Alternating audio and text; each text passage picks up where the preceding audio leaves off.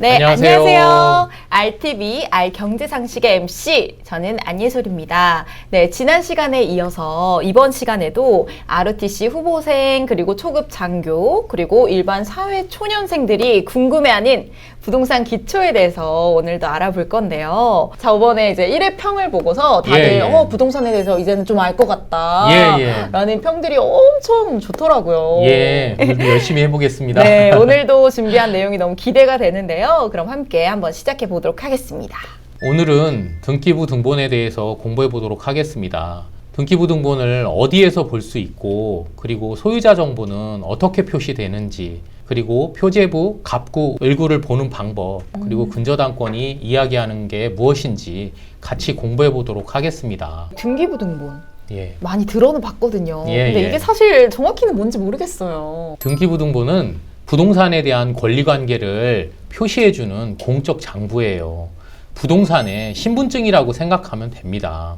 그럼 등기부 등본은 언제 떼는 걸까요? 그리고 아무나 뗄 수가 있는 걸까요? 등기부 등본은 3번 정도 떼실 걸 권장드려요. 계약 전에, 중도금 지급 전에, 잔금 지급 전에 이렇게 3번 떼어보실 것을 권장드립니다. 그리고 등기부 등본은 아무나 뗄 수 있습니다. 주소만 정확하게 아신다면 아무나 뗄 수 있고요. 부동산 인터넷 등기소에서 열람은 700원, 발급은 1000원으로 해서 떼어볼 수 있어요. 네, 프로님 그러면 등기부 등본을 잘 봐야 될 텐데요.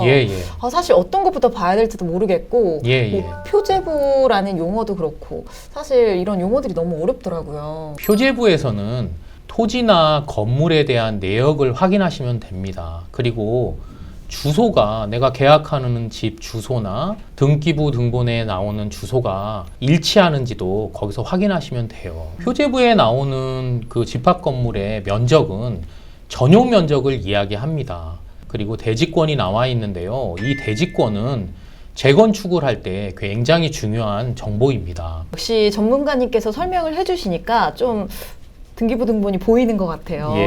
그러면 이번에는 현재 실소유주를 파악하는 방법도 알고 싶거든요. 등기부 등본에 갑구에서 확인하시면 됩니다. 갑구에는 현재의 소유자, 과거의 소유자들이 모두 나와 있습니다. 마지막에 나오는 소유자가 현재의 소유자가 되는 것이고, 소유권 이전에 대한 원인, 그게 매매인지 상속인지 증여인지 이런 부분도 다 나와 있습니다. 아, 맞다. 그리고 제가 친구한테 들은 얘기인데요.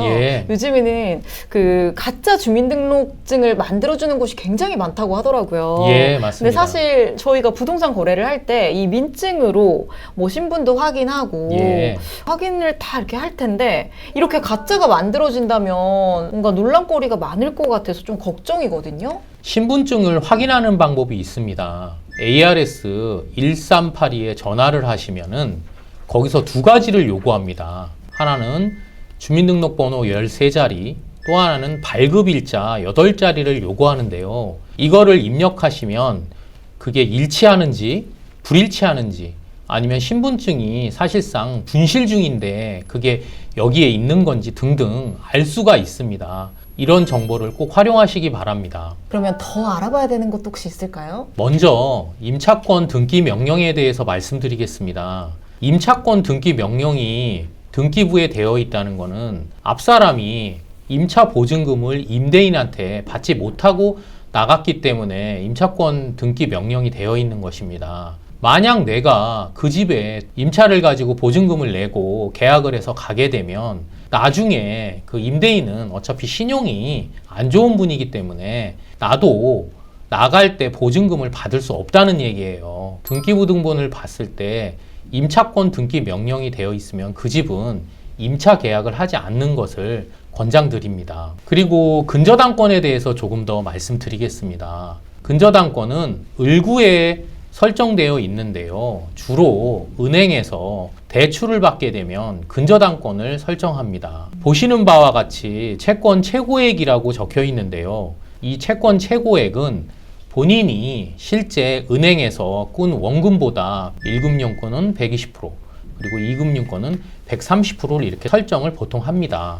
프로님 또 어려운 용어가 나온 것 같아요. 예. 이 등기부등본을 보다 보면 근저당권 설정 정보도 볼 수 있다고 하셨는데 근저당권이 어떤 걸까요? 근저당권은 마이너스 통장과 비슷한 개념입니다. 한도액을 정해놓고 일정 부분을 갚을 수도 있고 또 그 한도액 안에서 일정 부분의 돈을 다시 대출받을 수 있는 거거든요. 예를 들어서 내가 원금을 제1금융권에서 1억을 대출을 받게 되면 채권 최고액은 1억 2천을 잡게 돼 있습니다. 그렇게 되면 왜 나는 1억밖에 안 꿨는데 실제적으로 등기부등본에는 1억 2천이 잡힐까? 이렇게 의문을 가질 수 있거든요. 그것은 은행이 나중에 경매로 돈을 회수할 때 지연이자와 경매 비용을 모두 포함한 돈을 미리 등기부등본에 잡아놓기 때문에 1억 2천을 설정해 놓은 것입니다. 그 전세나 월세 집을 알아보는 예, 이 임차인 입장에서는 예, 예. 이 근저당권 설정 금액이 높다는 생각이 들면 계약하지 예, 예. 말아야 되는 걸까요?